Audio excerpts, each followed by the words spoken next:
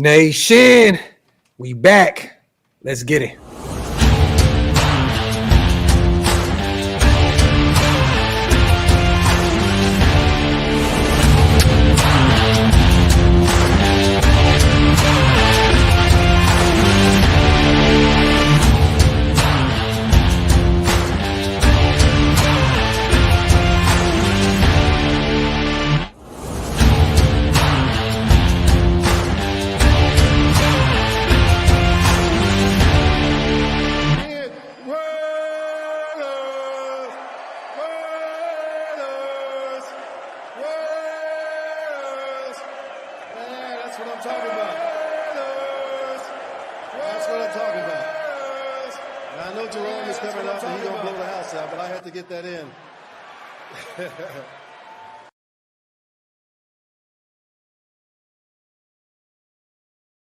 Yo, salute to everybody already here in the building, man. Y'all know what time it is.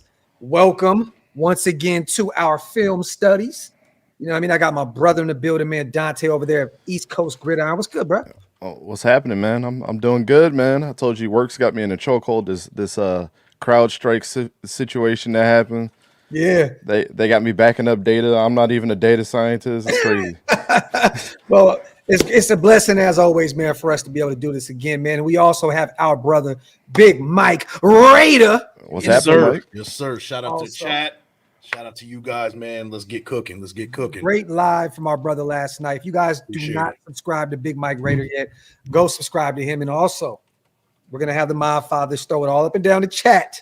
Make sure to put East Coast GridIron's link in there, man, to support his channel. Phenomenal film breakdown and a bunch of other stuff. So go subscribe to one of our own, Dante, over at East Coast GridIron. Now, today, we're going to be talking about a linebacker, Ohio State's Tommy Eichenberg. This one I'm really happy about because this was a guy that during the draft process, you know, me and Big Mike, I know you did a bunch over there East Coast before you even knew who we were.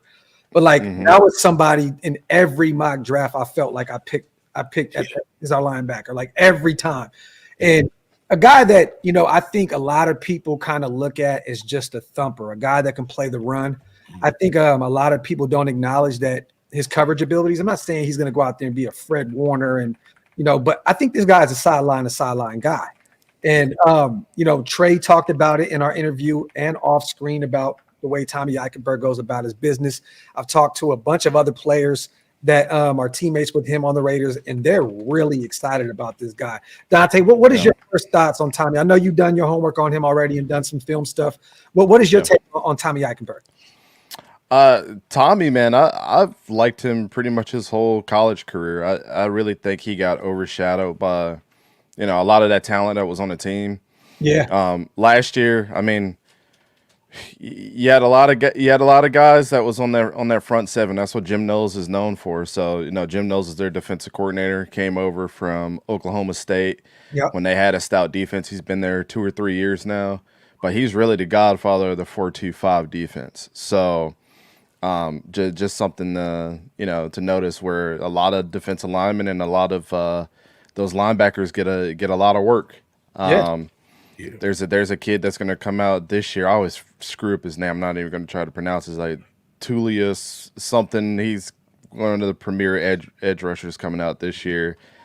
Jack Sawyer was like his I believe he was like number 33 on that defense. But Jack Sawyer is another guy that was like his teammate that he bumped shoulders with from time to time too. In that linebacking core, he played defensive end mostly. But yeah, I mean, Ohio State is rough and tough type of football team. And the film that I picked out today was actually against Michigan because we know Michigan has been about running the ball. I think he had about 7 tackles in the game. But really kind of get to see what you were talking about, that sideline to sideline kind of guy. I really think he's just a safety blanket. Like, if I had to give you a comparison of what his game is really like, is like a Bobby Wagner type. Not somebody that's going to, you know, blow the doors off, you know, get you those highlight reels, sacks and things.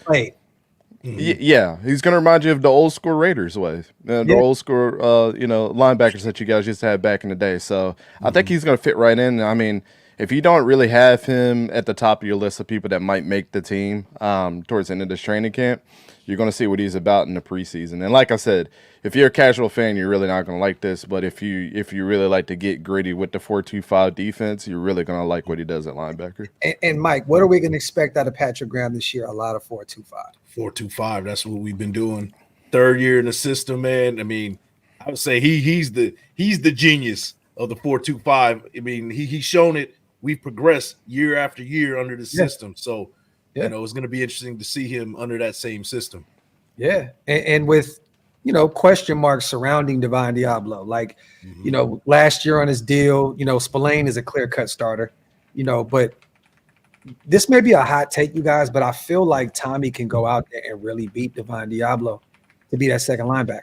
I do. Like, I like if there's a camp battle and it's down to those two guys for that last starting spot, I do believe Tommy Eichenberg can beat Divine Diablo. You know, so I mean, we all know that Divine Diablo has the athletic ability to play the position. He's a gym monster, you know. But the only thing is that you've seen him on film for the last couple of years is that he's not making plays in the backfield. That's the big problem. Yeah, is that he's not making those impact plays. He's making a lot of tackles, chasing but he's them not down. making. Yeah, he's just not making them impact plays. So if Tommy Eichenberg can come in and make those impact plays instead of Divine Diablo, yeah, you can see him being replaced. Yeah, no, definitely. Yeah. Two guys you want to call out that work really good in this system if you don't believe in what Jim Knowles does as a front seven type of coach. Michael Hall got drafted a defensive tackle this year, and Javante Jean-Baptiste went to the Commanders. So that's two of his teammates that got drafted last year. Yeah. Usually only see one person from a defense, you know, every once in a while, but they constantly are putting guys into the NFL. So and this is a guy, Dante, that had a shit ton of teams look at him. Initially, I believe he committed to Boston College, but he took Ohio State over Michigan State, Iowa. There was Kentucky. And then I believe 2 years ago, he had a big Rose Bowl where he had 17 total tackles and one defensive MVP of that. So this is a guy, man, that is very, very productive. And I don't see it ending at the NFL level. And once again, AP, I've said this a million times, every time he talks about Tommy Eichenberg, he screams green dot, green dot, green dot. You know what I mean? So this is a guy that he believes in that at some point, if need be, he can take over responsibility. And that was my next question I was going to ask Dante. You know, the 4-2-5, usually that linebacker is the green dot. Now, is he on this Ohio State defense? Was he the green dot? Was that something that you've noticed? Some kind of the quarterback of the defense or the facilitator?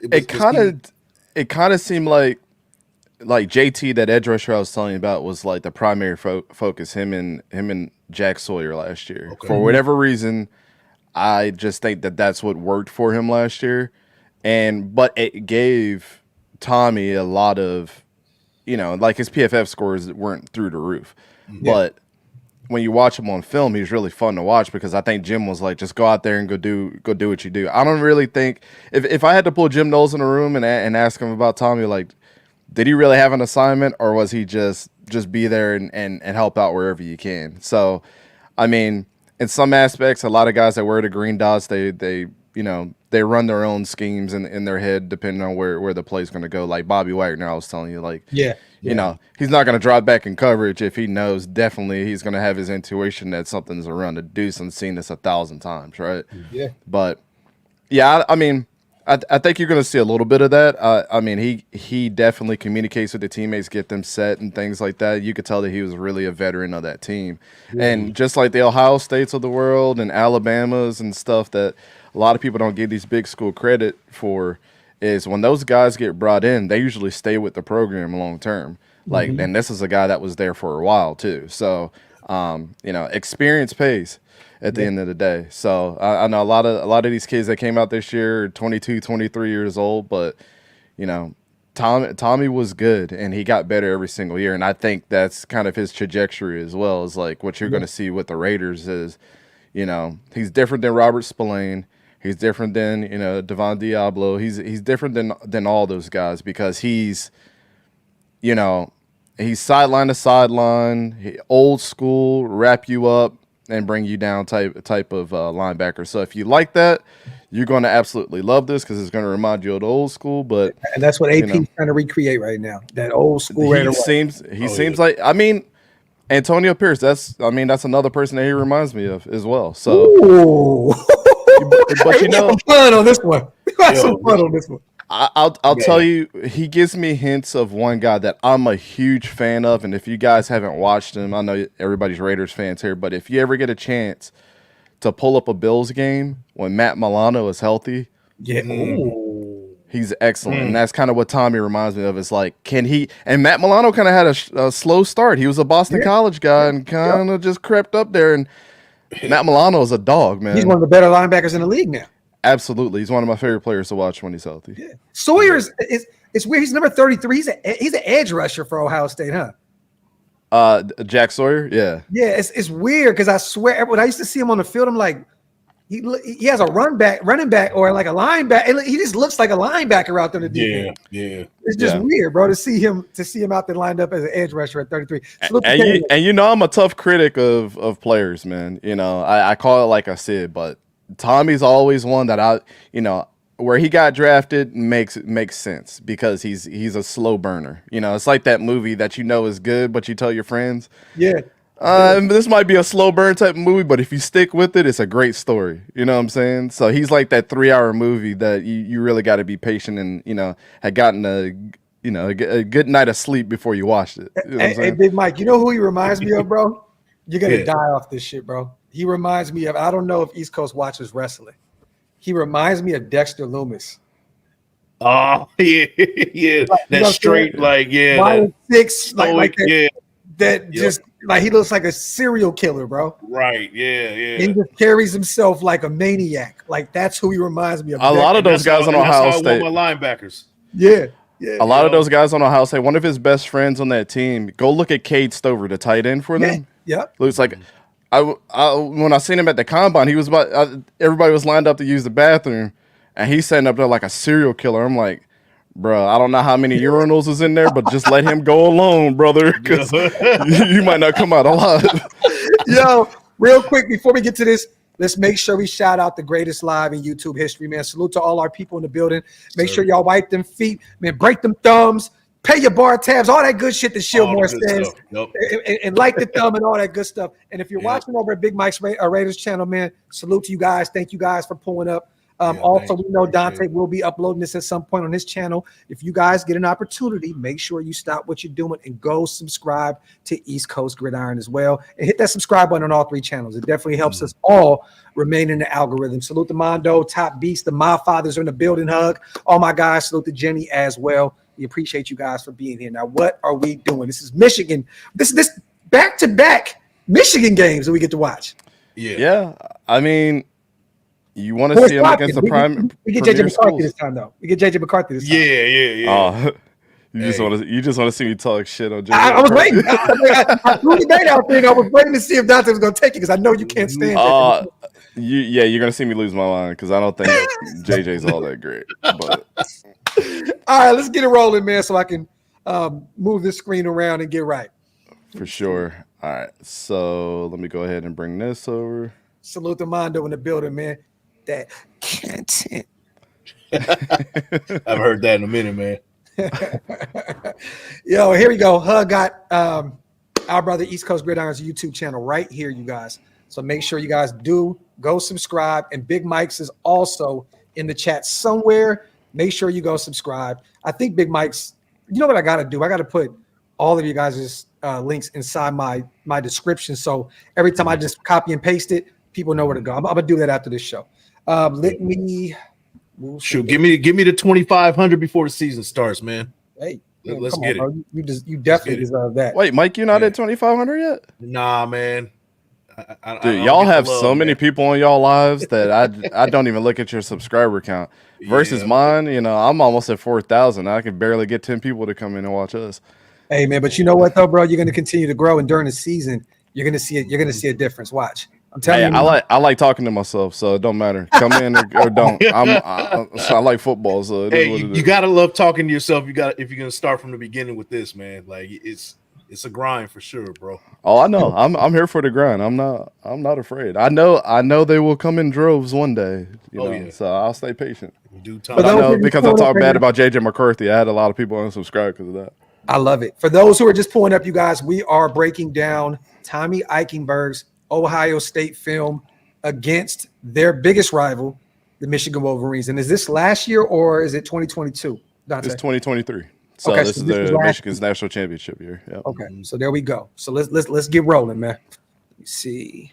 All right. So you kind of already seen what Jim Knowles is about. Got them 3 linebackers. I mean, you're gonna treat these guys pretty much like middle linebackers all day. Mm-hmm. And I believe Tommy is right here in the middle. Mm-hmm. Weird ass formation that they got set up. I don't even know what to call that right now. Okay. Yep. So it's a pistol. So we got him in coverage right now. Mm-hmm. Yeah. I ain't gonna say nothing. I'm not gonna say anything. Hey, all the smoke, bro. Let's get it right. Hey, that shit was terrible. And Tommy instantly took over the middle of that football field. Like he did not. He's not afraid to drop in the coverage at all, bro. Like he was on that. Hey, yeah. I do like instigating real quick, man. I know it's the Raiders channel, but if there's any Vikings fans here for any reason, what's the problem with JJ McCarthy right here? Just real quick, just a quick. What's the problem right here that you gasped and you had a problem with? I just want to know. And I'm a quarterback guy, so this is extra hard for me to watch. Off your first play of the game, and you throwing it in the dirt. So I keep saying, you know what the hardest throw to make, Mike, for a quarterback? I always say this. Outside of these numbers, back shoulder throw, can you do it? Wait, hold on. This is the first snap? This is the first snap for JJ. And he had all the time in the world. Look at this. And Ohio State's that note, they have like world beater corners. Yeah. And he throws it in the dirt. Look at the pocket. Look how clean the pocket was. He had all day. Centuries. He could even ran it right here. Tommy jumped on the slot receiver, right? It happened so quick. Mm-hmm. Yeah. It was like that outer receiver. Yeah. In that formation. Yeah. So I mean, if focusing back on Tom here, sorry, I get a little off track when I see number 9 in the back. It happened so fast. I thought he jumped on a running back. I was like, damn, didn't you? Yeah. Quick? Yeah, I mean, Tommy picking up that play, and this is what I mean. I think Jim Knowles let him do what he wanted, because this was almost like you switched from zone coverage to picking up this man. So yeah. You must have believed something. This is one guy that I want you guys to keep an eye on. This tight end right here. Mm-hmm. What's his name? Cortland Loveland. Yeah, he's a monster. He's gonna be really good, bro. He did not go through his progressions. He just literally looked to the left side and launched the ball. He didn't even allow the play to develop. Like, I mean, he's throwing it like he's a baseball player. Yeah, and this is a bad thing. I mean, Michael Penix Jr. will do this too from time to time. Mm-hmm. And it takes him a while to get set up. And he was a pitcher too. Russ would do the same thing. Mm-hmm. But for as much as people crown JJ's next coming, this is unacceptable. Appreciate you, brother. All right, what does Wasey say? Perfect. Get the F out of here. Look. That's what I'm saying. You see, you already saw his finger pointing. He already knew. Yep. That's what I'm saying. He definitely was like the green dot linebacker of this team. Green dot. That's what we need, man. Yeah. Move this. All right. So, is that the tight end on that inside right there? Inside of that formation, or is it 2 tight ends, or is it? Yeah, I think this is 12 personnel. Yeah. So. Okay. Yeah. But they haven't lined up on the receiver. That's what I was saying. Is he lined up? Okay, it's a run, but yeah, you got 2 tight ends. So I think this is Colston Loveland, and I forget this kid's name. Oh, okay. So there, shoot. But number 44 is the guy I was telling you about, that JT Tuamalo guy. He's a monster too. So we do got Tommy picking up the tight end here. And look, he got in the middle of that play. I love play. Every play. He's pity patting with his feet. He's like every play. I love that. And look, Just the communication right there, finger pointing. I mean, he knows. Like he's telling 22, watch out for your guy. Yeah, and that type of play, it was almost like schemed for him to kind of be out to be taken out of that play. Yeah, because you know they ran the completely away from him. You know, he was lined up on a man. It was definitely schemed that way. That was definitely not a fluke. You know, so yeah. That just goes to show you what type of guy you got to scheme for him. You know, as an offense. Look at the quickness, man. Look at the quickness with his feet, though. He's all over the place. Yeah, that's one thing that you even saw at Oklahoma State with Jim Knowles' defense. Like the linebackers are always moving. I mean, your job as a linebacker not only to, get to the running back. That's always your primary job. Now, if you could be a Ray Lewis and drop back in coverage, like that's great too. But if you see your premier middle linebacker moving all over the place, like like when they call out the mic, right? I think people misunderstand like what that actually does when people are like, that's the mic, 52 is the mic, or whoever, whatever number. Really is to set your protection as a quarterback. So you kind of depending on where that linebacker is or that middle linebacker is where your protection is going to come from, and that's what JJ or whatever quarterbacks in the backfield is going to communicate. So a lot of people like, why are they calling out the middle linebacker? It's because of that. But when you see this guy moving sideline to sideline, it's like, I don't even know what protection to do. And that's all Jim Knowles. So I like what Dana said. She said, I think he is moving out to watch the screen here. That's one of our mods. That's the mod mother right there. But look at him. Yeah. Every play he's in on. Every play. Yeah.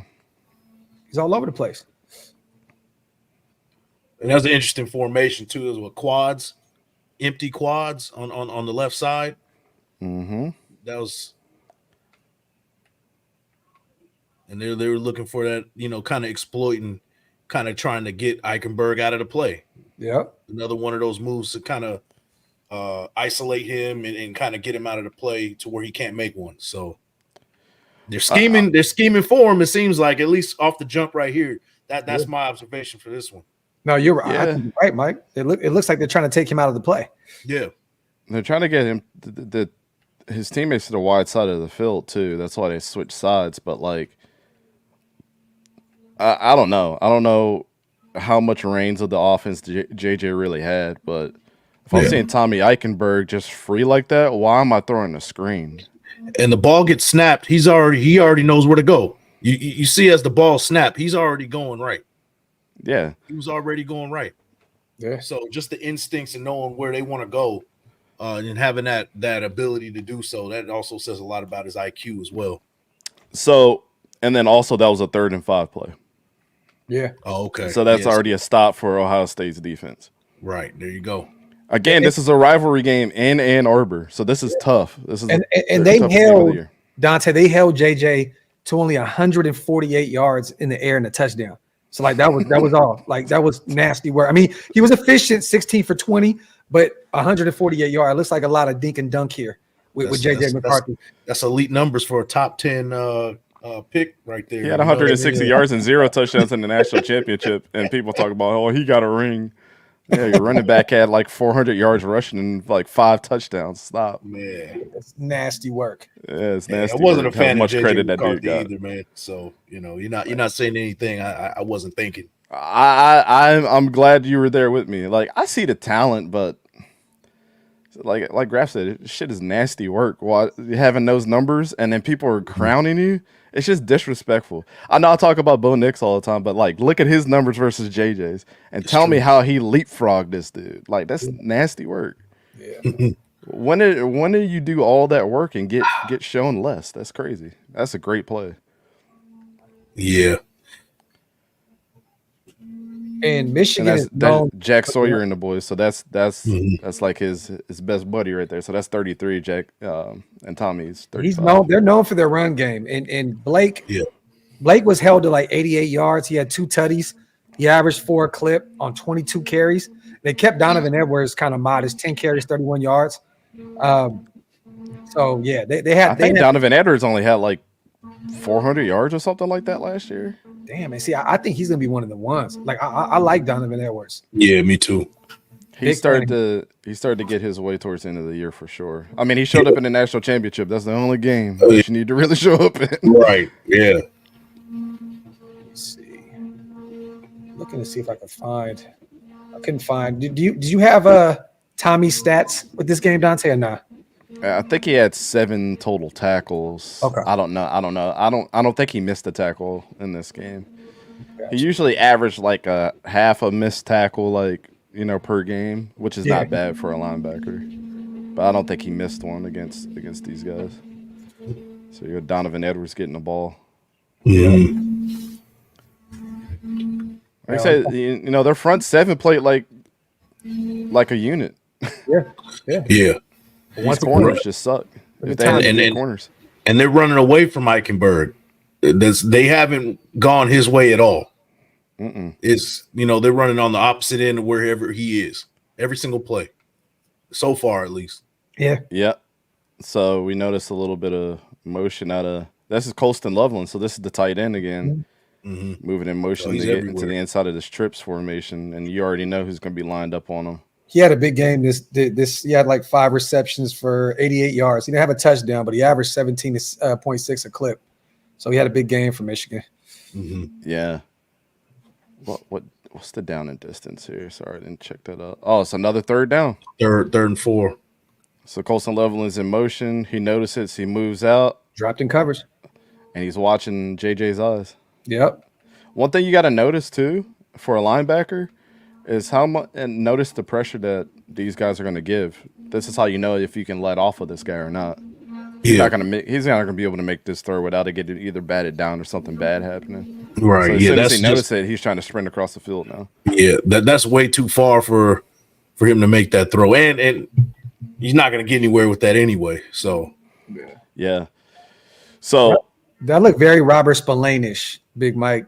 It looked very Robert Spillane-ish right there. Like just the way he's using his feet, the way he's pointing and diagnosing. It literally looked very Robert Spillane-ish right there to me. Just a little quicker. Yeah. Again, this is something that I always like out of, you know, what I notice out of linebackers. It's something that doesn't get noticed a lot, but if you're in frame of the play, like this is the frame that he should be in. This is how we used to watch film in high school. This is how I used to watch film with players I coached. Yeah. Where's he at? Right here in frame of the play. Yep. Automatically check high motor off the list. Like because he initially moved to the right and then he ended up on the complete opposite end of the field. So yeah, you're absolutely right, man. Yep. 7 tackles, 3 solo, 4 assists. Salute to Dana, the mom, the mom father. Yeah. All right, so we're gonna get my guy, man. The boy Blake Corum in there. This was Ohio State's only loss of the year as well, you guys. Yeah. Yeah, their only loss, but a big one. Yeah. It kept them out of the playoffs. Corum is one of them ones, though, bro. Yeah.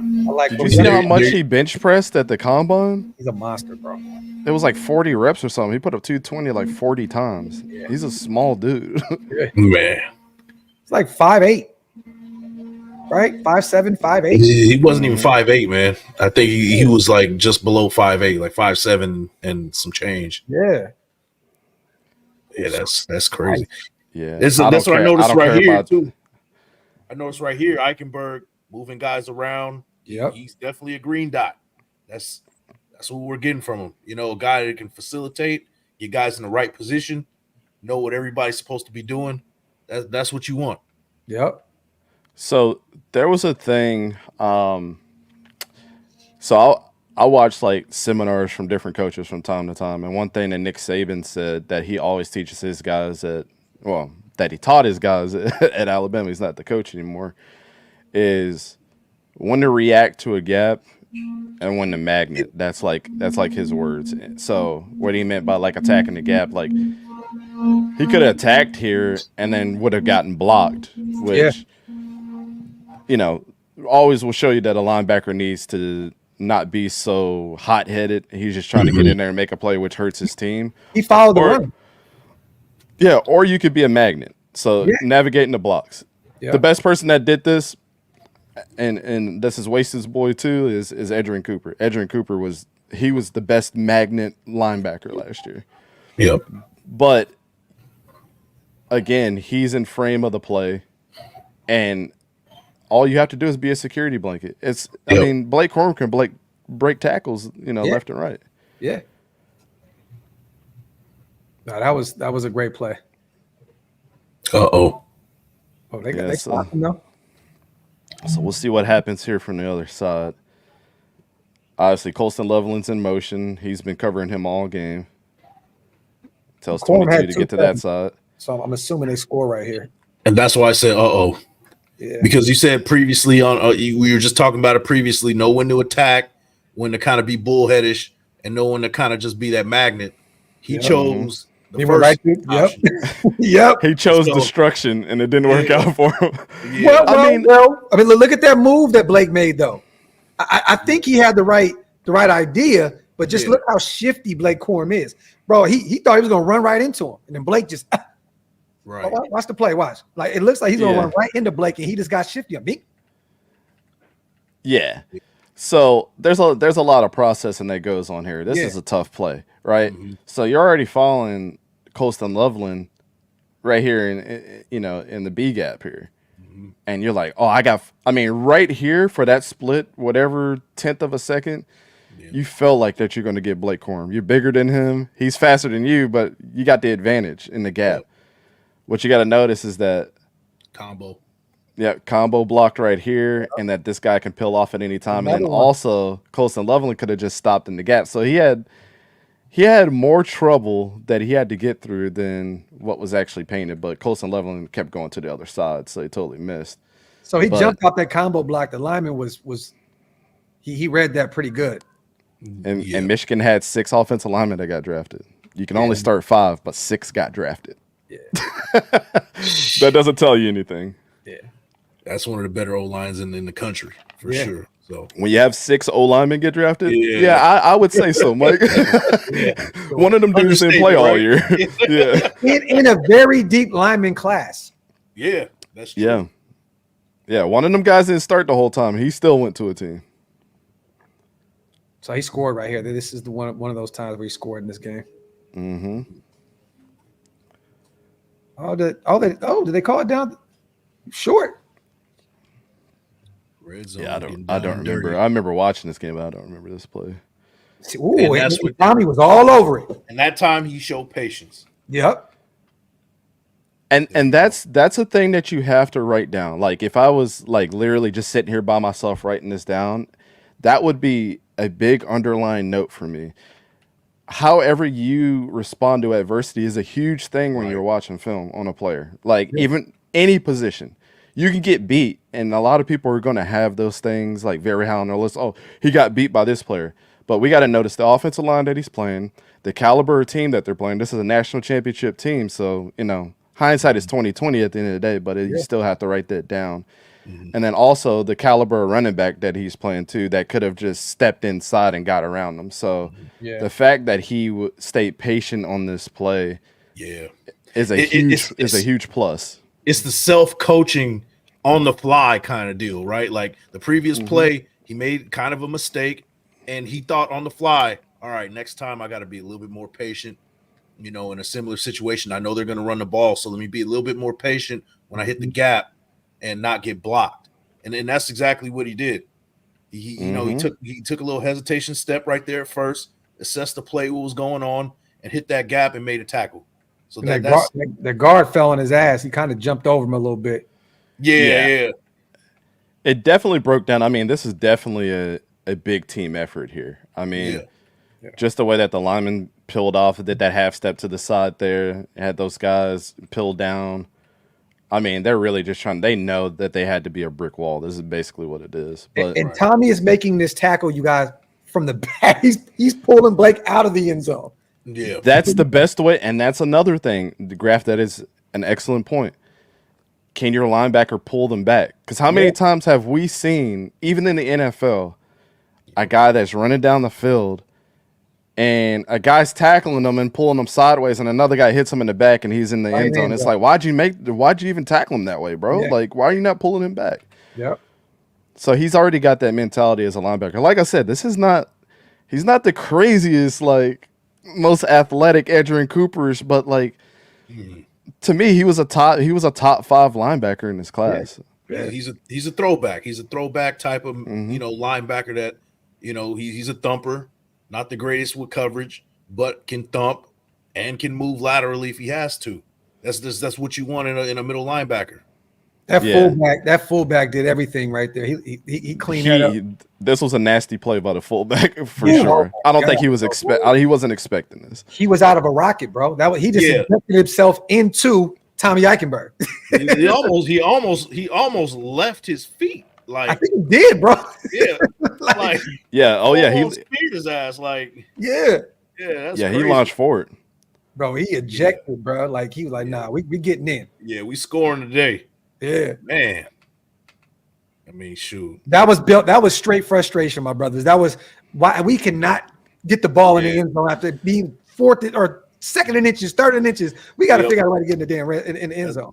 Yeah, that's a frustrating fucking play for sure. Yeah, like definitely. This is not going to happen to Ohio State next year. I'm telling you right now. This is absolutely not going to happen. Even with Tommy Eichenberg going, but they just don't have that firepower like they used to, even on the offensive line. Yeah. Salute to all my people in the chat, you guys. Appreciate you guys as always. This tells you what a national championship team is like. Yeah. What did Marshawn Lynch say? He's like, how you gonna handle when a motherfucker hit you in the face over and over and over and over? Yeah. Like, this is what happened.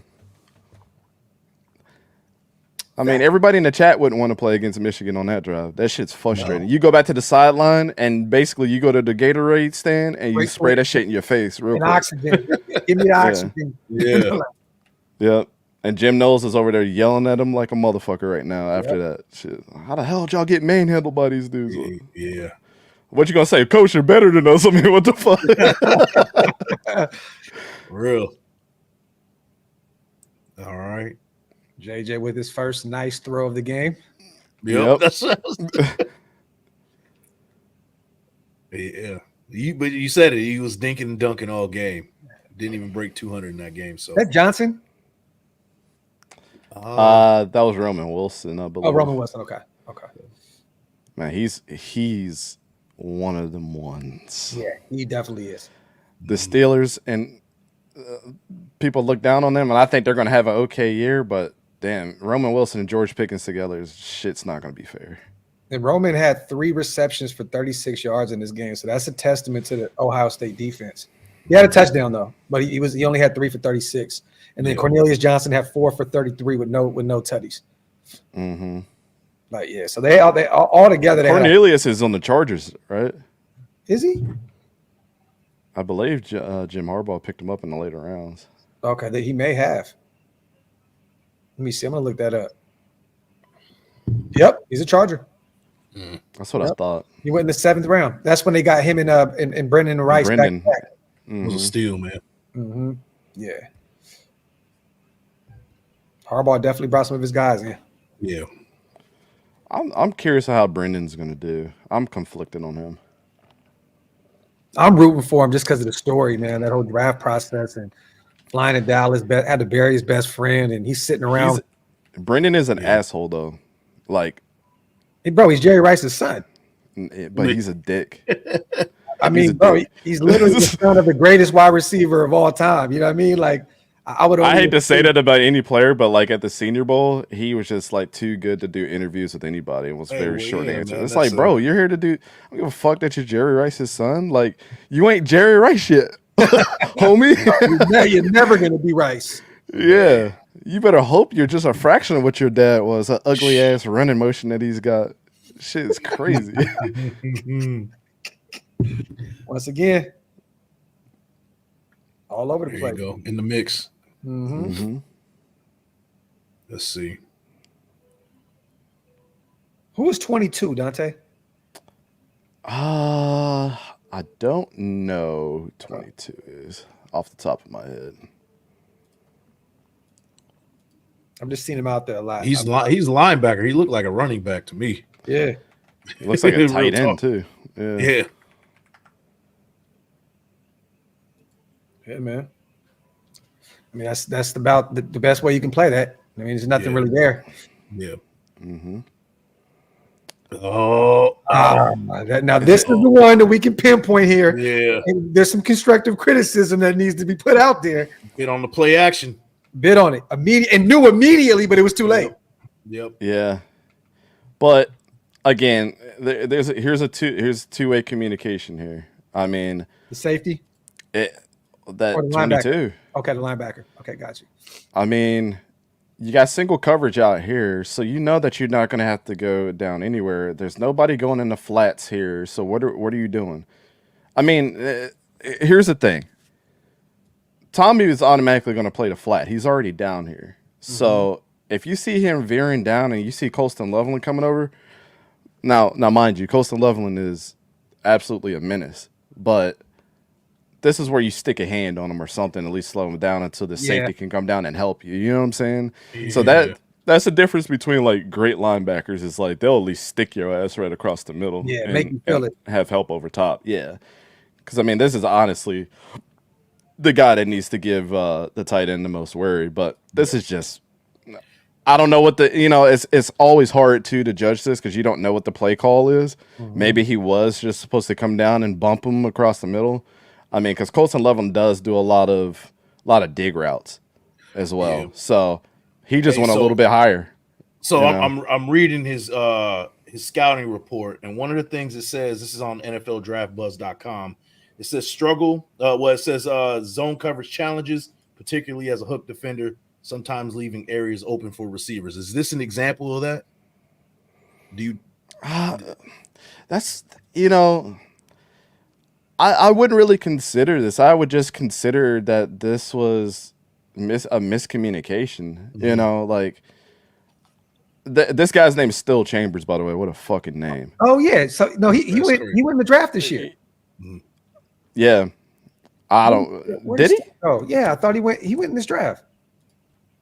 Yeah, where did Still Chambers go? Yeah, with the New England Patriots. Yep. Okay. Well, you got another draft partner here. But yeah, I mean, at this point in time, it's like, what are you guys talking about here? And what is the play? I would just like to know what the play call was. Like, if this is maybe a double stick and he really did get confused, because you could have that. Colston Loveland up here and you're double teaming him and you're sticking him across the middle. I mean, pause if necessary, but I mean, he was a UDFA. Okay, that makes sense. Detroit initially picked him up, put him on the practice squad, and then the Patriots put him on the active roster. Yeah. To me, it just looks like he bit on the run a little too hard, and he was in a bad position after that because he really sold the run on that one. Yeah, no, he definitely did. It was a good sell. Yeah, but why is like still staying horizontal if you're not going to do anything on this? You know what I'm saying? Like if honestly, look at the play too. You got two corners here, a defensive end, Tommy, and Still Chambers at linebacker, right? He comes down off the flat or, out the nickel. These two guys are matched up at the top. That's fine. Tommy bites on it. That's fine in case, he could have faked it and then threw it in the flat. You never know. Yeah, you're right. But it's this one of those things where this is where my intuition goes with Jim Knowles is like, he just let Tommy do what he does. I don't really think he had an assignment. He's talking to him here. I just would like to know what this means too. Like he's doing a lot of pointing. Is he saying, Jack's gonna come off the edge? You got to be able to grab that tight end. I'm gonna make sure that I'm covering up the middle because I just realized that Tommy has a brace on his arm too. Yeah, he has one of them. He has one of them Ray Lewis joints from his last year of the season when he had that. The tricep. It looked like an elbow. Looked like it can be an elbow. Yo, what up, bro? What's going on? What's going on? I've come here to correct you all. There you go.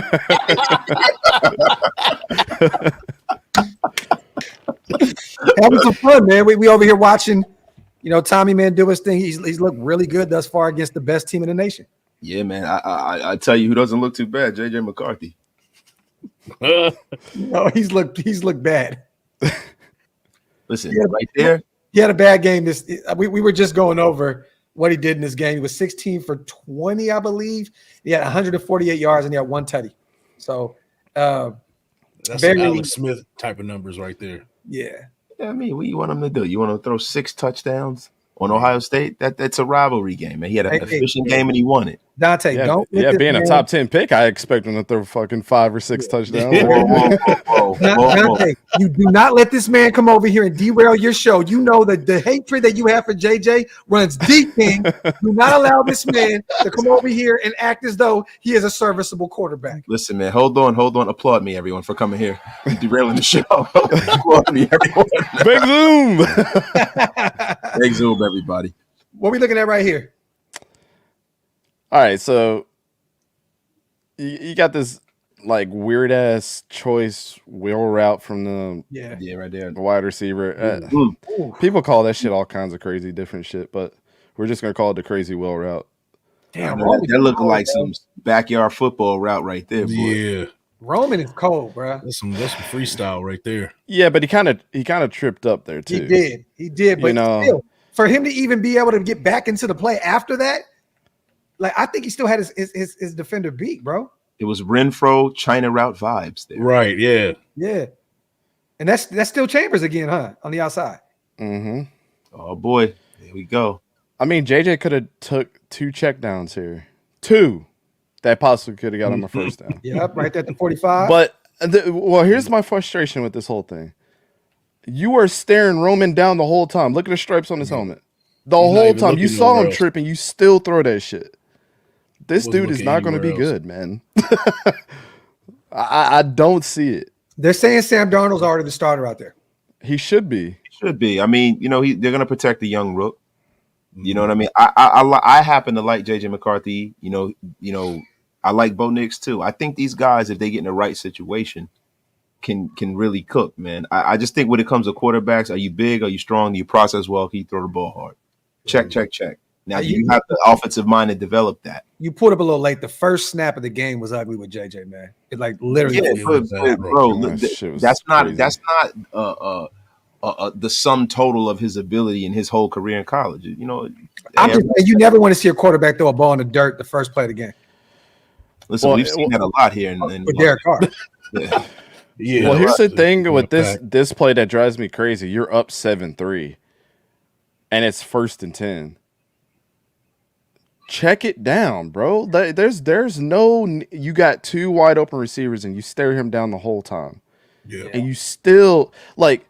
If this would have been an interception, of course the JJ sexuals would come out of everywhere and defend this shit. But like, this is obviously a horrible decision on a 1st down. There's nothing to lose, JJ. You guys are up.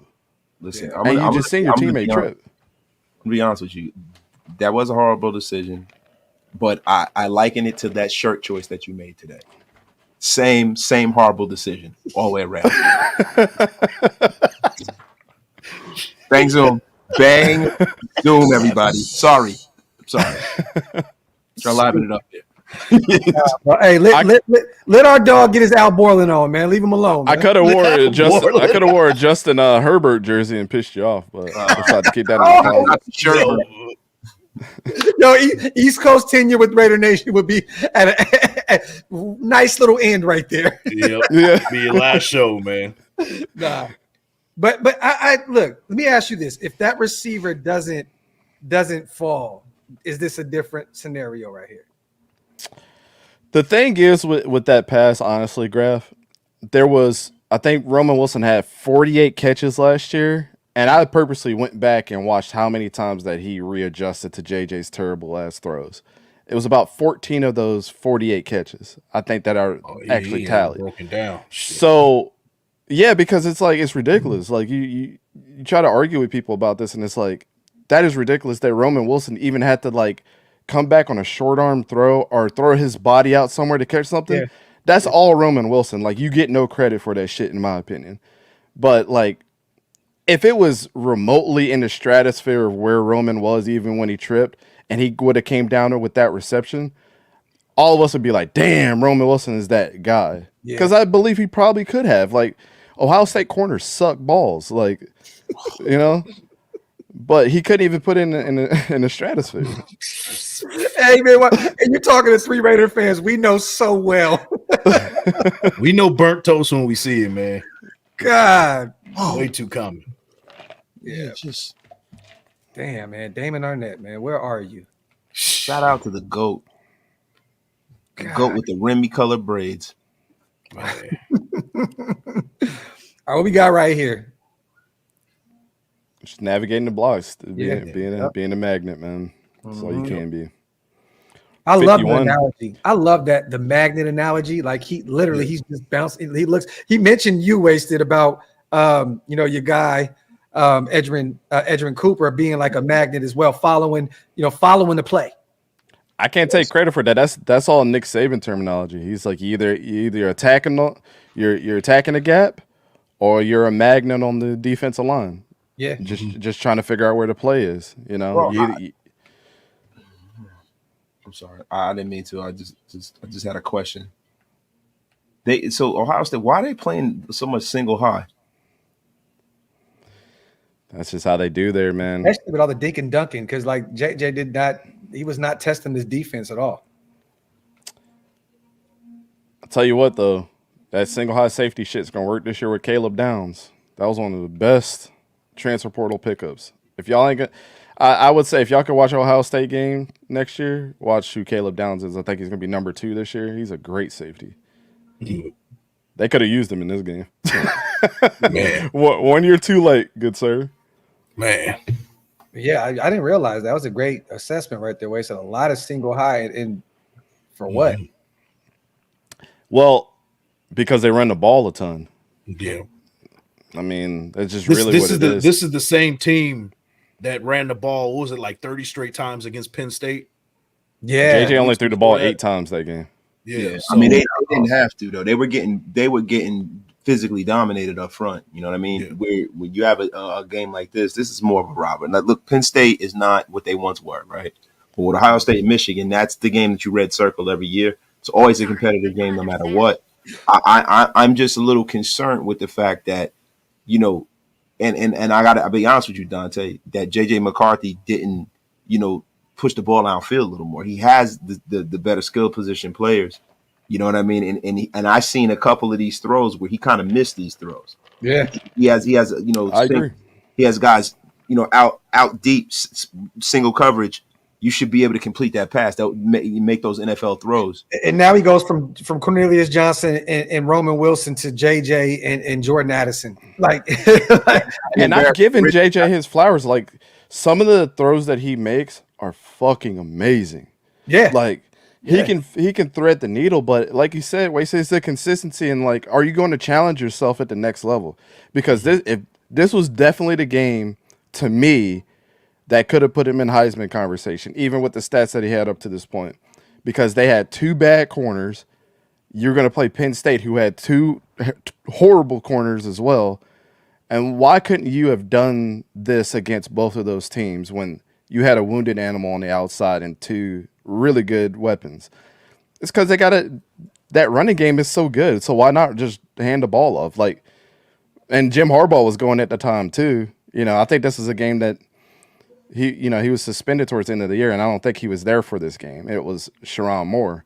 And Sherrone Moore's an offensive lineman and tight end guy, so he's going to run the ball the whole time. Yeah, I mean, that's pretty much what you're going to see from Jim Harbaugh. Jim Harbaugh operates under the prism of, football always being football. Like he for as innovative as people claim that he is, really is not that. He is an old school smash mouth football coach. And he's a guy who, plays field position. He doesn't want his quarterback to take too many chances and turn the football over.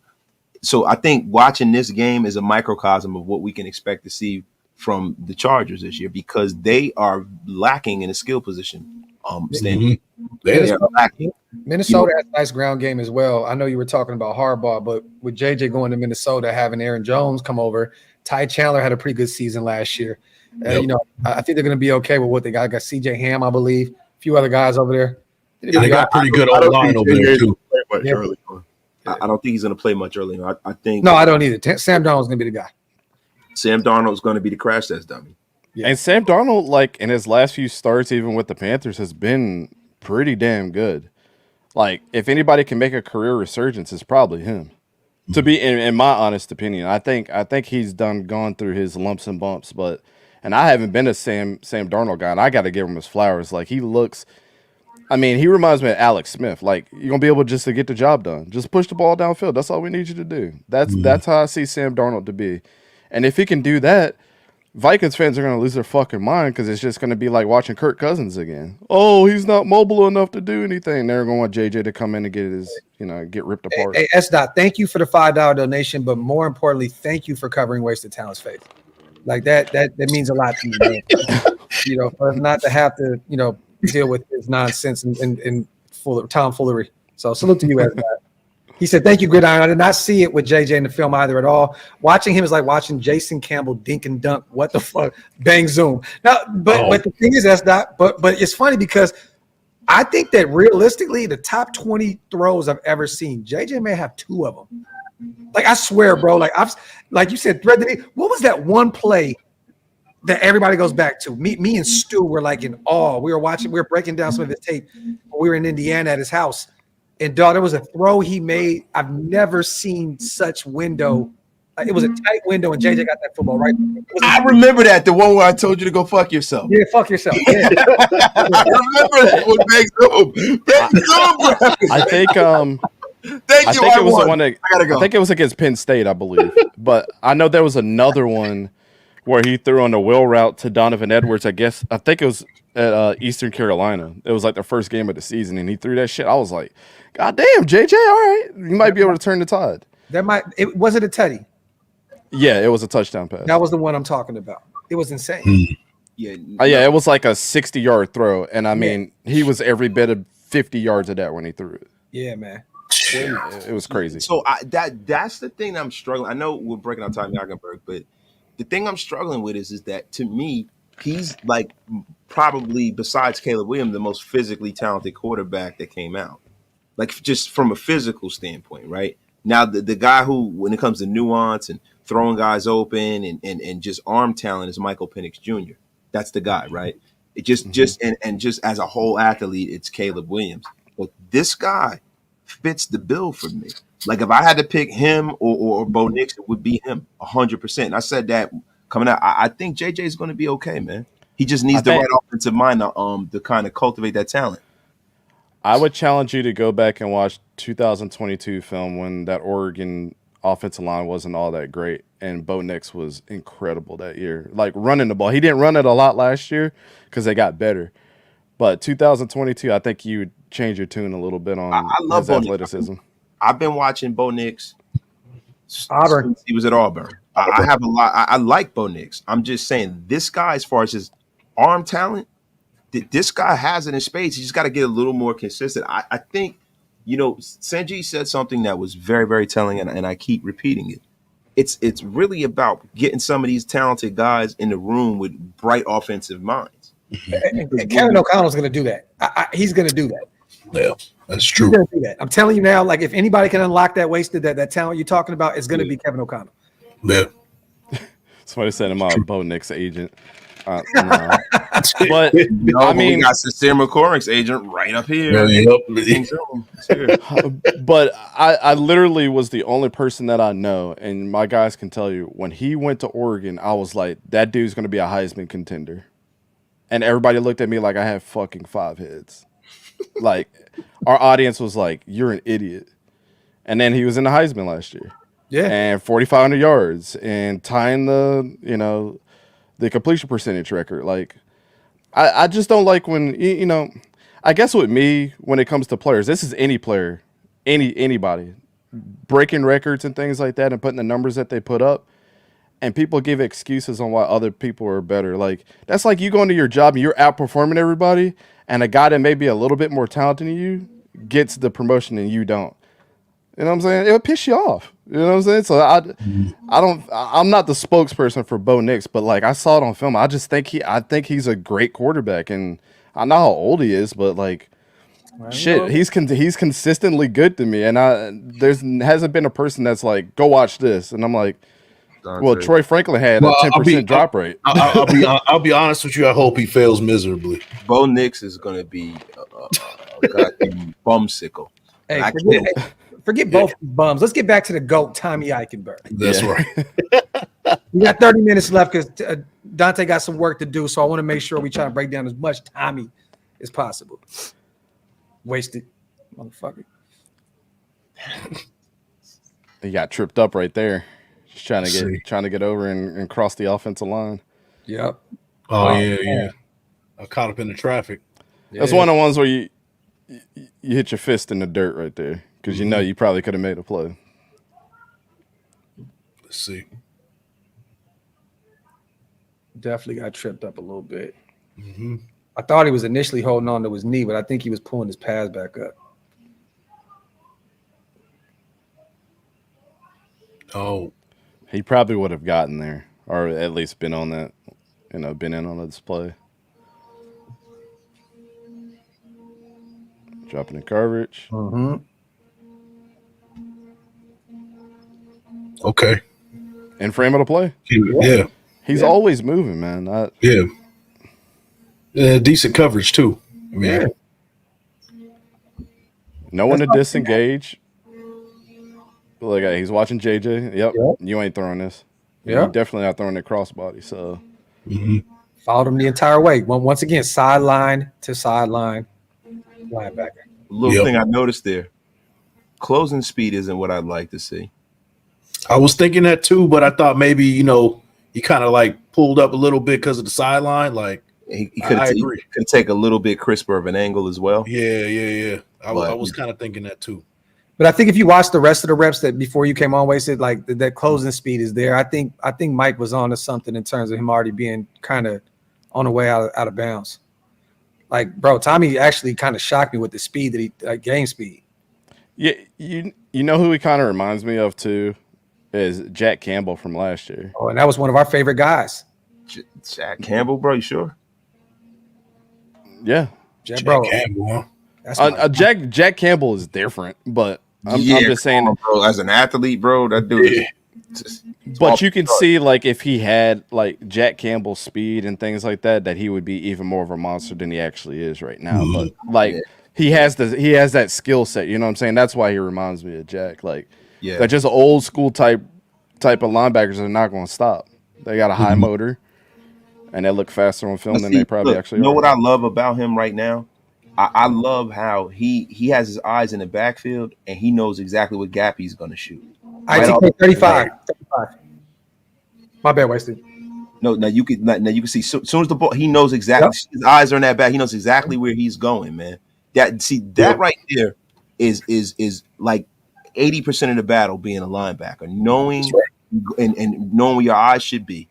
Knowing what gap you should be shooting and knowing where you're supposed to be, man. That's 80% of it right there. That's one thing about this kid that from what I can see, man, I don't think the gap between the National Football League and college is going to be a big one for him from a mental standpoint.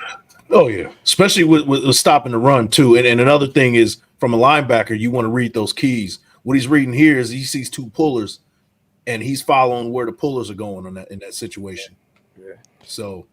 That's for sure. An underrated thing that a lot of people might not have noticed why this is such a good play too is you can use your teammates to come in and make a play. You see 91? Yeah. Get out my and he way. makes sure that this guy wasn't going to get up. So it looks like he's tackling his own teammate, but they kind of tell you to do that because it's a safe bet. You're not going to tear any ACLs, but you just make them fall on them. Mm-hmm. Sometimes you see that in the trenches in the NFL. That's like an NFL type thing. But you know what's crazy, guys? My bad, brother. I didn't mean to cut you off. Somebody asked if he had any injuries. He actually dislocated his elbow in this game. So is that the brace? That's probably what it is. Yeah. What a horrendous throw. That's your goal. And it's like, why would you throw this? Why? He's got hands on him the whole way. It's not necessarily a bad throw. It's the bad decision. Like, I don't know what yeah. Well, yeah, I agree with you there, but the difference between him and Sam Darnold on this play is he throwing back shoulder to Roman Wilson in a sticky situation. You know, Yeah. it doesn't have to be the home run hitter, like the first down marker. This is all you got to do right here. As long as you get here, and if you get to the one and it's not a touchdown yet, you got two big ass running backs that can punch it in at any given time. So and Dante, and it's the thing, he's at the liberty, right? Especially if the receiver breaks the route off and breaks towards the sideline, that you can protect the football by throwing to the sideline, so where either it's an incompletion or a catch. You know what I mean? Like, he has that liberty right there. So it's a little weird, man. That he ain't, one thing I don't see is him throwing guys open. I don't see that skill set. He has all the physical ability, but I don't see that. I don't want to turn this into the JJ McCarthy show, though. So let me be quiet. I'm sorry. No, you're right though. I mean, I agree with you there. And some games he does, when he throws them open, he doesn't lead them. He just throws on the route instead of above the route. That's like another thing that I've noticed from him. But NFL quarterback too is going to put it right here. Yeah. I love, like you said, wasted. Like, dude, somebody's going to have to step out, but the wide receiver is going to know and has already taught himself that 2 feet in bounds, or in college, 1 foot in bounds. So, at any given time, you're giving Roman Wilson at least a birthday gift if he does catch it, but you give him a chance to do something. You throwing it outside on the other pylon doesn't do shit. But was that Tommy that went through traffic and got to Cornelius Johnson on the outside? Like I'm looking, I'm seeing where that's Tommy. Right? He's right there in the middle. Yeah, so he's the one that ended up covering Cornelius. Or was it? Oh no, that was Corum. No. Yeah, it was Blake Corum. Oh, yeah, it was Corum. Or it was Edwards. It was a running back. Yeah. Okay. Yeah, it's cool. But it's good that he put a hat on him, so he got out of the backfield. Maybe a little last second, little dump off or something. So good play, positive play. Mm-hmm. If you could throw any of these fast dudes off routes by just bumping into them, it's better than not doing anything at all. No, it's facts. Right. Fakes the blitz. We saw this a lot with the Raiders with Spillane last year too. Look at that window. This is what I be talking about with JJ though. Then he'll do something like that. Yeah, bro, it's like whoa. Two defenders, bro. That was a tight window. Yeah, it was in the league. And Graphk, I thought we talk about Tommy Eichenberg. Bang Zoom. I know this is your show, but I had to bring it back. But I was saying about Eichenberg. That's something that type of stuff that you would see with Spillane on that with the defense last year, kind of faking the blitz and going out in the coverage. You saw similar things with Spillane. So that was a beautiful throw, bro. That throw was ridiculous. Holy shit! I think that was the one to me. Y'all liked it? Y'all like this throw? Bro, I love it. This is one I criticized. That it's a gamble. I don't think in the NFL this shit is even a completion. It's not. Well, and Roman Wilson had to, and it was behind Roman Wilson, to be honest. That is such horseshit. Hold on, so explain, Tay. I want to know what's your thought process behind. I think that this was a lucky throw. People are gonna hate me saying that, but like when I'm evaluating players at the next level, this is calculated throw. I mean, he made the right throw. People call me an idiot for Malik Willis. Malik Willis did this type shit. And is he a starter? He's fucking trash. He did this. He did the same type shit. Like Mr. Liberty.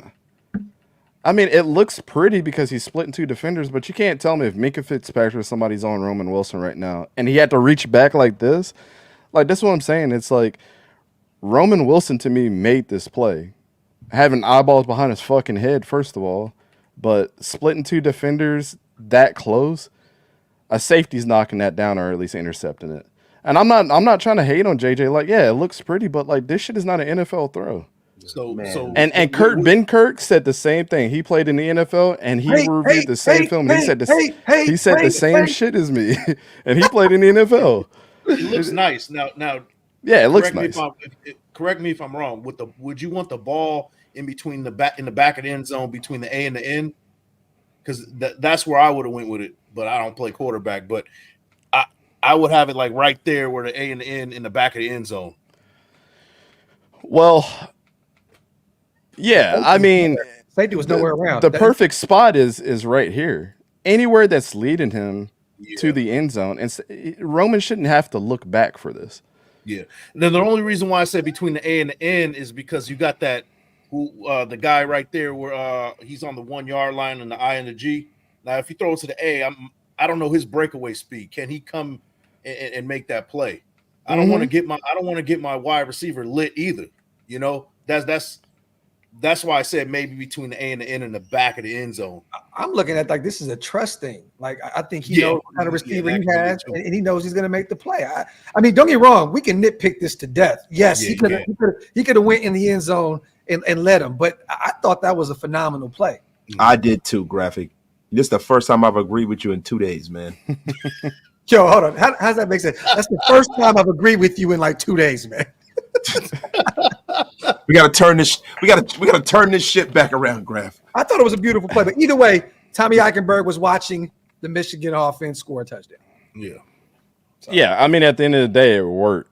You know, but I'm just calculating in my mind if these are two NFL safeties. I get it. That's who he's going to play against. I kind of have to judge him on that level. It's bad safeties. They're what? No, for real. What if they're bad safeties? We've had some bad safeties here. Any pro safety is better than 2 Ohio State safeties. Damn. Calling it like it is. I got this is hate. Man, this is crazy, man. I love it. Dante, talk that shit, Dante. Talk. I don't know, man. I'm not wrong about quarterbacks often. that's my feather in my cap. And maybe other players, but rarely ever quarterbacks. Let's get a few more reps in with Tommy. I know you got about 15 minutes before you got to get out of here. You know what? I want to go get a cup of coffee, damn it. I'm into this, man. I know I am too. I love it. Bro, this is like my new high now when we do these shows, bro. It's crazy. And look at Tommy. He's once still again, trying to get all over the place. Let's see. Hold on. Where did 7 come from? Okay, there he goes. It's Donovan Edwards. Motion out. No, I was talking about that corner. Like he was, because he's the one that came in and made that play. He was all over the place. Yeah. Bro, I wanted to see the whole. Okay, there we go, right there. Oh yeah, they had JJ Cook from day one right there. Now this is a great throw. Oh, hold on, he made it? Yes, this shit right here is textbook. Yeah, you practice that a lot in college. That rollout, you know, with your receiver, like an improv type of deal. That shit was fucking excellent. Bro, it was so beautiful. I didn't even know that they came down with it. I thought it was incomplete. That's crazy. Wow, that's a hell of a throw. That's better than the last one. Like, this shit is incredible. I gotta see this from this angle. This shit, damn. But this is the skill set that JJ does have. I mean, I've said this, and I mean, throwing off his back foot. Yeah. Look at that, off his back foot. Yeah. Oh, another tight window. Beautiful. Shit is nasty. Back foot too. Yo, that was beautiful. Hey, clip it. I actually said something positive about JJ because people said I didn't say anything positive. That's the first time I've seen him run the ball at Tommy. Yeah. Outside of that one play where they scored, you know what I mean? They had a fullback just full-fledged eject. Right, yeah. Yeah, that was well, what's so good about this play from him is 77 came up and gave him that work, and he still peeled off of him. He didn't quit. Yeah, he didn't. There's no quit in him. Like, I didn't hear the damn whistle, so I'm still working. And the running back wasn't down yet. Let's see. Look, he's getting worked, and he's like, "Nah, bro, this ain't over yet." And he's the one that's on the ground. They may have given Tommy that tackle. They may have been one of those 7 that he got. Yeah, I'm sure that was an assistant tackle for sure. Yeah, that's good. And like you said, this is a NFL caliber.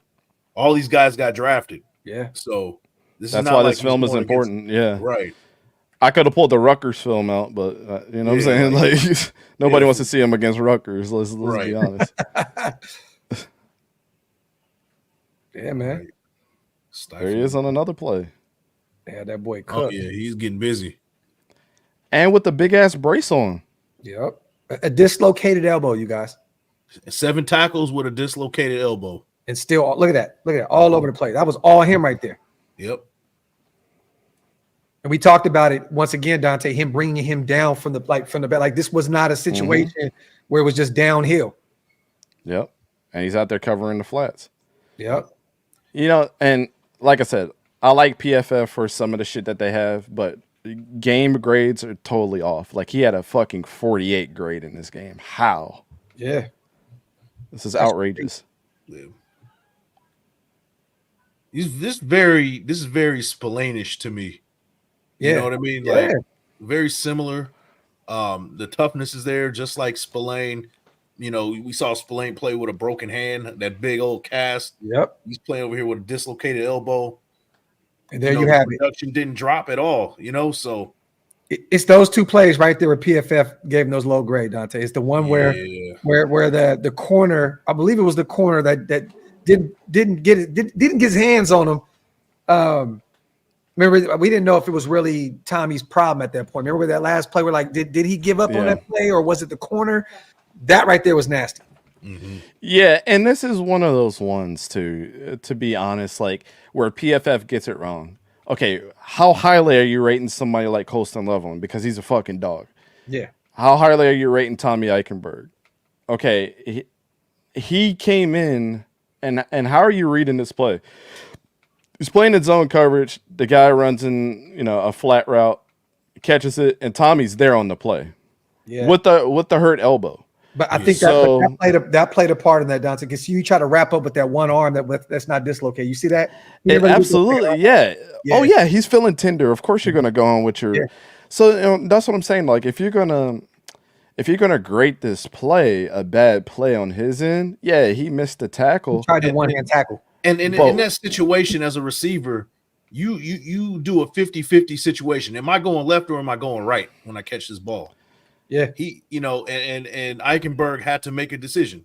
He went the wrong way. He made the wrong choice. Big deal. Like it happens to everybody. Yeah. So, I would honestly say Tommy won this for the rest of his teammates. If Colston Loveland was open in the field right now, do you think that he would have ran for more yardage here? Absolutely, because those guys wouldn't have zoned in. He slowed them down. So if I'm like a PFF guy, am I rating this a 48 or am I rating this maybe like a 68? I'm taking in account that like he played zone coverage, he got a hand on the guy, and he also has a hurt elbow. So you had to handicap him there. That's what I'm saying. The only reason I'm gonna give him the benefit of the doubt though. But we know we go by exactly. You get your hand on him, you're supposed to come down with him. You're supposed to bring him down. Like right. Yeah, but so I understand. This guy has a bad wing. A definitely. lot of people wouldn't even be on the field. This is a gutsy ass play right here. Gutsy as hell. And he got back up and look, he's running back to the play. Yeah. Most linebackers would be like, man, fuck that play. My teammates already tackled him. You know? And you can see the elbow, like he's being real. He's gingerly with that thing. He's just kind of like he's holding it like this, and his other arm is. That's a pain that a lot of people have never experienced before. Right. He has one of his extremities hanging off. Yeah. Yep. And again, and he lands on it too.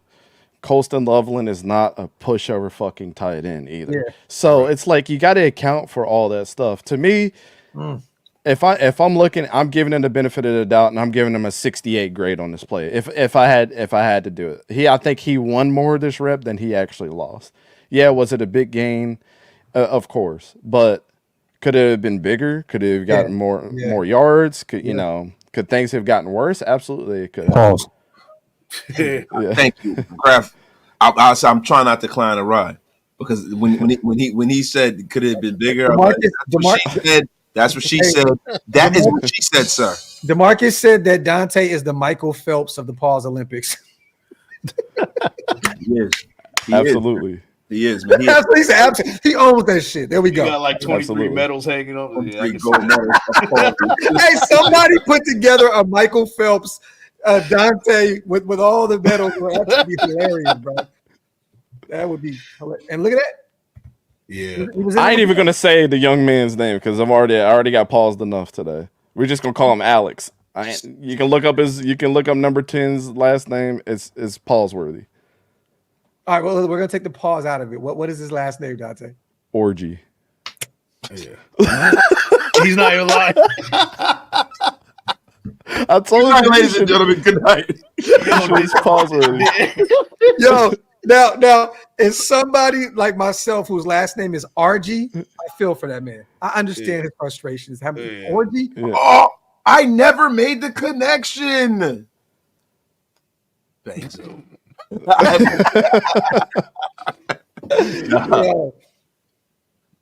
But once Hey, again, didn't RG3 say something wild about this dude? Like he was announcing for a game or something for Michigan. He said something wild about. Yeah, he said Alex Orgy has the body of a Greek god or some shit. Yeah, he and said everybody was like, "Whoa, pause!" It was like, Mr. Caligula himself, right? man.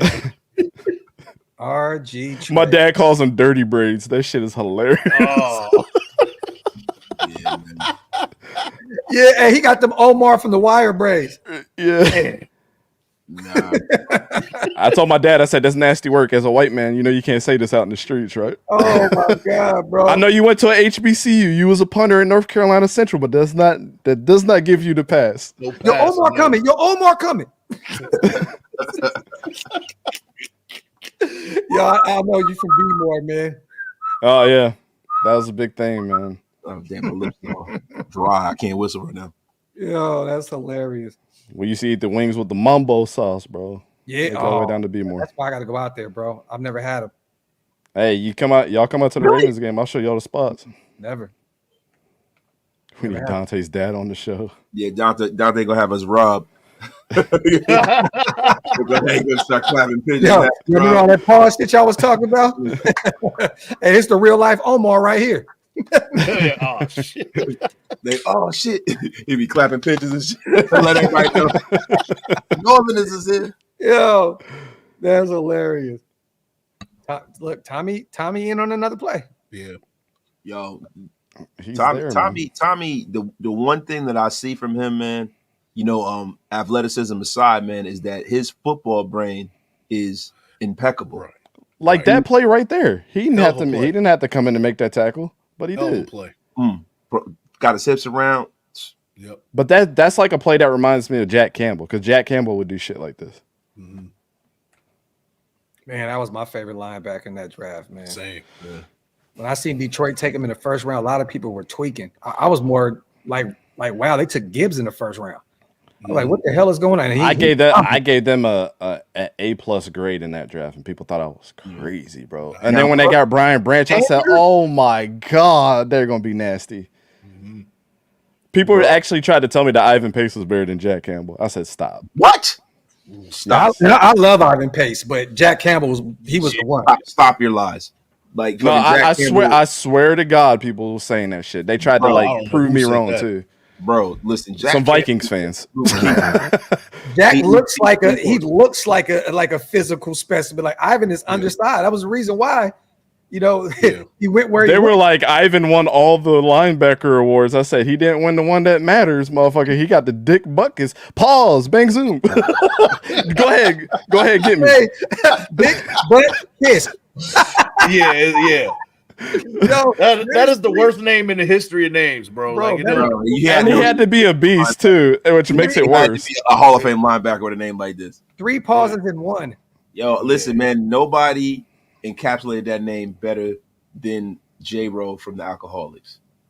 He said, "No, you can't touch this. You got a bad name like Dick Buckus. Welcome to the next level of round catching." Was that the call it what you wanna call it? That was a welcome to the next level. Oh, okay. You can't touch this. You got a bad name like Dick Buckus. Welcome to the next level. I forgot that shit. Yeah. This guy said the Ohio State hate is nasty work. Hold up. Who's hating against Ohio State? We got about 5 more minutes for Dante got to get out of here, man. I'm making sure we sticking to our. Yeah, let's get this last play in right here after this one. Damn it.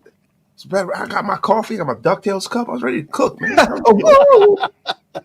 Look, Huey, Dewey, and Louie. Dick, butt, and kiss. That shit is nasty work, man. Nasty work. Hey, man, look at that. Look at him in coverage on coverage. Look how deep he was down the field. Yeah. Wow, look at JJ, though, with the wheels. You would make a Tommy play about fucking JJ. Here we go with this shit, man. It's nasty work. What an excellent play to leave the film study off on. Traffic too, and he kind of recovered. Yeah, yeah. His ass dove. Yeah. Well, there it is, ladies and gentlemen. That's a little bit of Tommy Eichenberg and what you're going to get from him this year. And once again, you guys, they 30-24. This was Ohio State's only loss of the season, but it did prevent them from getting into the playoffs. Michigan ends up going to win the national title. He had seven tackles, I believe, total, 4 solo, 3 assists, I believe, with a dislocated elbow. So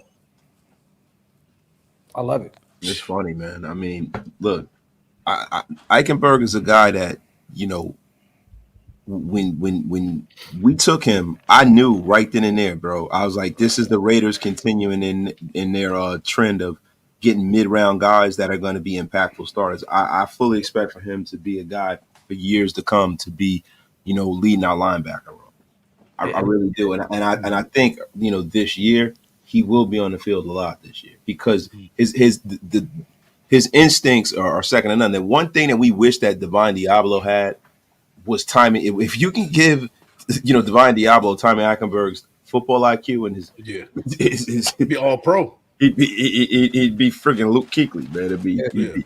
Yeah. I'm watching Spill very close this year because if he doesn't get that contract extension with 1 year left on his deal, I think it's clear cut what they already have planned for Tommy Eichenberg. Because once again, Mike, we talked about it, right? Green dot, green dot, green dot, green dot. AP kept saying that about Tommy Eichenberg.